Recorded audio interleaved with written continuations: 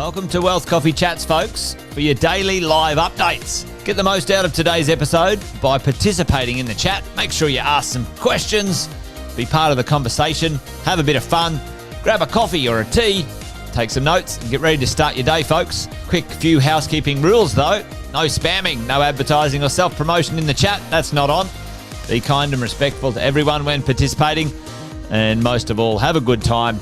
Real estate investing can be your biggest asset. It also can be your most expensive asset when it comes to getting it right or getting it wrong, folks. It can be time-consuming, stressful, and that's why here at Positive, we have what's called a 6-star team, a full-service team that provides integrated wealth and property investing solutions and services simply designed to help you progress towards your goal of passive income through your property portfolio, folks. Make sure you check out our other podcasts on the Positive Mentor Network. Not only is there Wealth Coffee Chats, there's the Urban Property Investor. Drops every Wednesday with straight talking investing strategies and lessons with Sam Saggers. Property Investor Tales.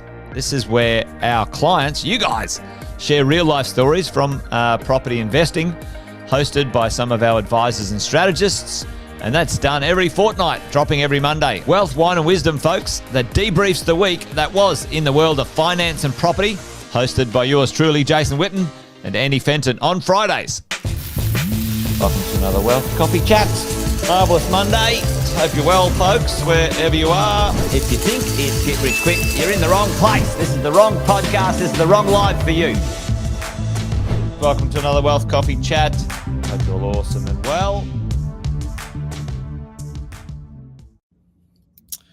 There you go, team. Good evening. Geez, good morning. I should grab a coffee. And team, welcome to another Wealth Coffee Chats, Property Management Wednesdays, part of the 6-star team.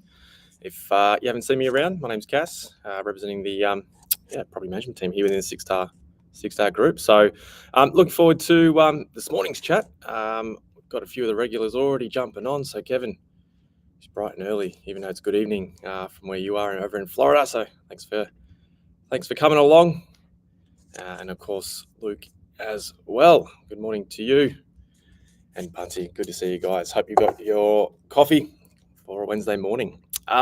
Today, team, we are going to sort of unpack part of the keep you safe side of what we say here within the 6-star team throughout our property management and holding phase of our journey. And that's keep you safe, make you wealthy. We've certainly been talking about how to, raise rents, how to keep vacancy down, how to select the best tenants.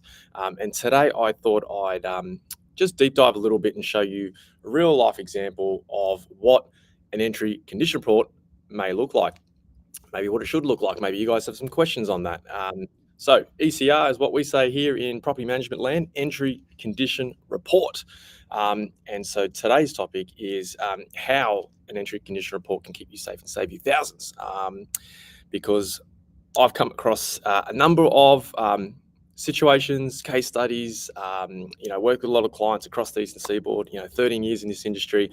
I can certainly tell you when the entry condition report is not done, it's certainly going to cost you something at some point of that tenancy.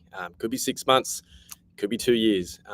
But I tell you what, when that tenant vacates, if this entry condition report is not done to its full potential, then we're going to have some issues. But that's not you guys, because you guys are ahead of the game in that space. So today, how entry condition reports can keep you safe and save you thousands. Right, so integral part of the process. What is an entry condition report? If anyone wants to have a crack in the chat for me, let me know.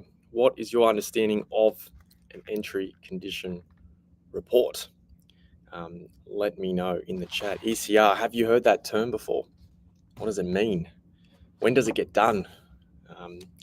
How frequent does a property manager actually conduct an entry condition report? And what happens if you actually don't do one?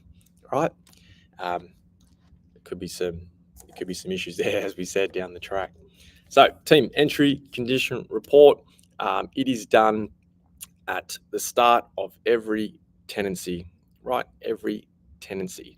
I'm going to show you an example of what that may look like in a moment, and give you guys an example and some insight to what a quality entry condition report should look like or would look like, right? Because entry condition reports at the end of the day allow you as the investor and the property management team to look at the vacate into that future, like we said, 6 months, 2 years, whatever it may be, to look back on how the property presents itself at that point in time, right? We need to know, are there any discrepancies? Obviously, are there any damages? Are there anything in the property that's been handed back by the tenancy or by the tenant that wasn't there perhaps at the entry condition report when they first moved in? If it wasn't there, what are we going to do about it, right? If it's not noted, then maybe we don't have a leg to stand on. So I'm going to talk you through that. I'm going to try and share my screen now for you guys. And please yell out in the chat if you can't see that, if you want me to try and zoom in a little bit more on that screen. So team, an entry condition report essentially outlines some,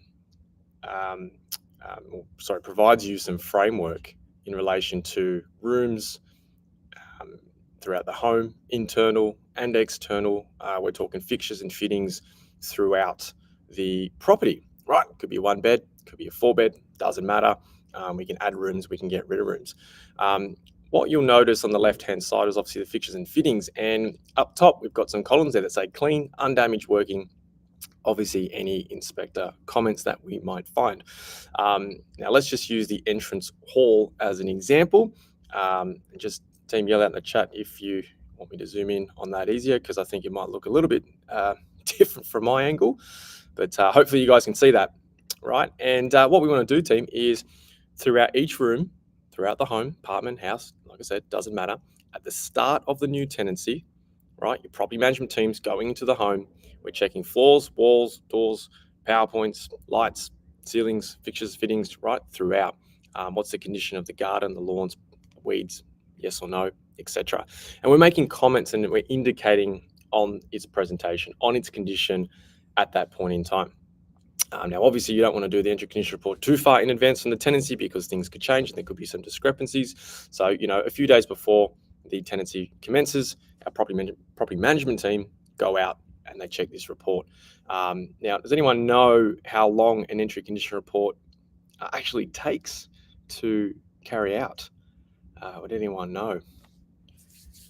How long does it take to actually run through this report to ensure that it's full of quality, right? You guys might see on your screen inspector comments where commenting on whether it was freshly painted, whether the carpets were clean, whether it's intact, whether it's damaged, is it new, is it not, right? Warren's jumping in for me here, 1 hour. Yeah, it could be, Warren, it could be, right? Depending on the size of the property, right? On average, maybe a one or 2 bedroom apartment could take a property manager 45 minutes. Yeah, but a 4-bedroom, 5-bedroom home could take anywhere up to around 2 hours, maybe more, depending on the size, right? So, it's not a job for a property manager to go in and get done in 10 minutes. I think if your property manager's going in and out within 10, 15 minutes, then they're probably not hitting the mark, team, in that space. Jeff's here. G'day, Jeff. Jeff probably knows all about these entry condition reports. He's probably seen some of our examples. And Sonia's nailed it on the head there. A couple hours, depending how big, right? So, we're going to make sure these things are done to quality because we get one opportunity to do this, team, per tenancy. And if not done right, like I said, into the future when the tenant vacates, we've got a bit of a problem when we're trying to say to the tenant, hey, listen, the walls were freshly painted and this was brand new carpet. And all of a sudden the condition of that is that it's ripped up, stained, we've got holes in walls, right? If we haven't done the entry condition report correctly, then we might have some issues at a bond conciliation matter, if not tribunal, and insurance, right? Because if you, worst case scenario, need to go make an insurance claim, right, via your insurer, then they're going to request this information, right? And I've seen it time and time again. Claims can get rejected because we haven't got the evidence, right? Yeah, Roman's jumping in here. Got mine yesterday, 181 pages long, right? 181 pages long. Can't even get my words out. It's that long, right? But I dare say, Roman, like at 181 pages, it's got a lot of depth and detail to that as well. Luke's jumping in here as well. Getting a video report every 6 months from a manager. Yeah, 100%, right? Routine inspections along the way help with this stuff. So, Jeff said the place I'm renting is 3 beds. Real estate thinks it's 2. Oh, I'm sure there's more to that story, Jeff. I might have to ask you next time I see you that story. But you can see, team, here. There's a fair bit of comments, right? And you'll see these little refer to image numbers, right? To Roman's point earlier there, 181 pages. Like, how long should this be? In this case, for this home, this one's 105 pages. It's got, hopefully that's loading up on your screen. You've got photos of where the keys are. But then we are running through every part of the home, taking pictures of the front door, back door, light switches, right? Because what's some of the common things we find? Cracked light switches, dents, might be, appliances that aren't in necessarily the most cleanest condition at the vacate, when in fact we provided them with a brand spanking new dishwasher, right? So we've got to look at these things. Why would property managers not want to do this, right? Maybe because it takes too much time and we're trying to cut the wrong, right? It's not good. So how do you know if your property management team is delivering an in-depth, detailed, thorough report, that you've got enough comments and photos in the event something goes wrong down the track, right? Because I can tell you, team, when you hold property for 10, 15, 20 plus years, and myself doing this for 13 years, and I've got a few colleagues who are doing this a little bit longer than me as well, sometimes these things are inevitable. Sometimes we're going to come across challenges, right? And in the event we come across these challenges, I think it's our job, to keep you safe and make you wealthy. And obviously that's what today's about, is keeping you safe and making sure we've got the right evidence, the right collateral, the right reporting in place when our investors need it. Jeff lost keys too, came yesterday to annoy us again. Oh, mate, keys are going to be the death of me, I think. We all need to get keyless entry or something. I don't know. We'll need to ad hoc on that one, Jeff. I think we'll come up with a solution for keys. Property management's nightmare for sure. So, team, short and sharp this morning. I've been hanging out with our property management team yesterday and again today, talking, about some of this stuff, about getting our right processes and workflow in place to, keep our owners safe.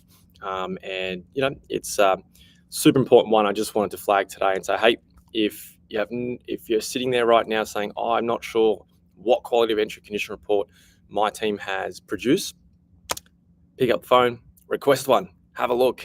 If you're still not sure, send it through to me. I think I might pop my email address up there, or it's probably on your screen at the moment. Flick it through to me. Happy to give you a review on that, because, team, like I said, 13 years in the industry, it can save you thousands. I've seen it way too many times when entry condition reports are not done correctly. They're not questioned. They're not quantified, I suppose. You get the drill, right? You get the drill. No one wants to be in that position. That's not you guys. We're going to be proactive about it, of course. So please, that's my message today. That's my little 2 cents.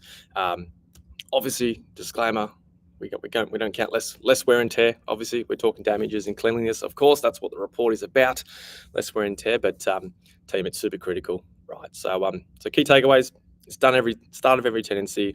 Needs to be detailed, thorough. A lot of comments, a lot of photos. Make sure it's there. It'll save you thousands, team, in the event you've got to have a conciliation matter, or go down that tribunal and or insurance pathway. Obviously, no one wants to end up there, but again, it's keeping you best positioned, right, to maximize your results, team. Because all it does, right, when we get it wrong, it just costs you more money, right? We don't want that. That's not you guys. But I think there's a QR code coming up on your screen there, team. So look, if you want more information about it, if you want to have a chat sort of offline about entry condition reports and how that can save you thousands, and you want to get an idea and some framework around how property management teams go about it, please let me know. I know we're a bit short on time this morning. So Scott says Gemma is awesome. She is, Scott. Yeah, thanks for the feedback. She's super awesome, super diligent in her work. So good stuff, team. I'm going to finish up a couple of minutes early. I've got to run. We're going to do some more things today and make sure we are keeping our owners safe and making them wealthy. So, team, that's me for today. Tomorrow is Thursday, so that will mean Jason is back for another Wealth Coffee Chat. So, team, tune in. Until then, thanks, and see you next Wednesday.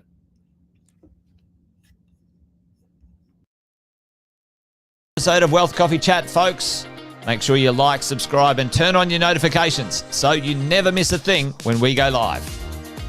Improve your portfolio and investing game, folks, with Wealth Coffee Chats live every morning at 8:10 each weekday. Make sure you join us.